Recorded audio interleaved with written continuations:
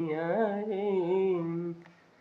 पनवा से पातर फुलवा से नाजू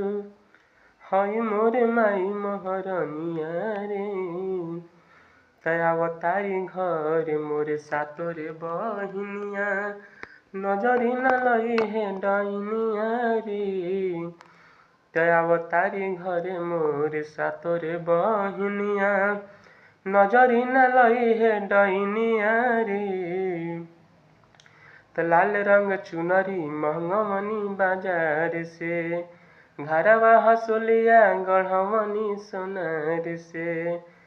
लाल रंग चुनरी महंगवनी बाजार से टीका मंग टीका गढ़वनी सोनार से तो रच रच मैया के रूपवा सजई है कमी जनी करी है मलिनिया रे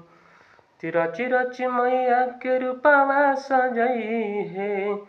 कमी जनी करी है मलिनिया रे तयावतारी घरे मोर सातोरे बहिनिया तो नजरी न लई है डइनिया रे तयावतारी घरे मोर सातोरे बहिनिया नजरी न लई है डइनिया रे लाल रंग में हदीरा चावेली मैया लाल रंग अलता से शोभेला पैया लाल रंग में हदीरा चावेली मैया लाल रंग अलता से शोभेला पैया तो नोह काटे खाती हम तो के बोलैनी अंगुरी न कटी है नौनिया रे तो नोह काटे खाते हम तो के बोलैनी अंगुरी न कटी है नौनिया रे